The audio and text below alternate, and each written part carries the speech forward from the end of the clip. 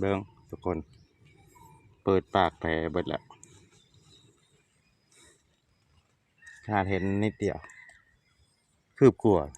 พี่น้องนี่จะเป็นเนื้อเสียมีถึงแกนสูตรของก้อยนี่ชิตากให้ถึงแกนเลยพี่น้องชิบใส่ขูดคันเขาขูดนี่เขาจีโบเห็นว่าเนื้อเสียของเขามันสิเสียหายไปขนาดใดเขาต้องเปิดปากแผลให้เบิดเลย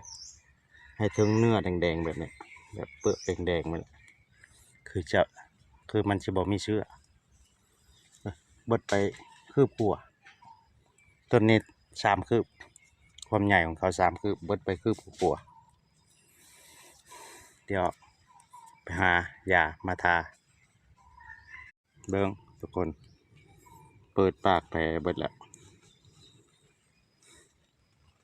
ขนาดเห็นนิดเดียวคืบกลัวพี่น้องนี่จะเป็นเนื้อเสียมีถึงแกนสูตรของก้อยนี่ชิตากให้ถึงแกนเลยพี่น้องชิบใส่ขูดคันเขาขูดนี่เขาจีโบเห็นว่าเนื้อเสียของเขามันสิเสียหายไปขนาดใดเขาต้องเปิดปากแผลให้เบิดเลยให้ถึงเนื้อแดงๆแบบนี้แบบเปลือกแดงๆมัน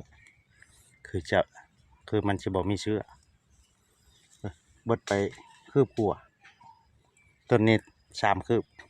ความใหญ่ของเขา3 คืบเบิดไปคืบกลัวเดี๋ยวไปหายามาทา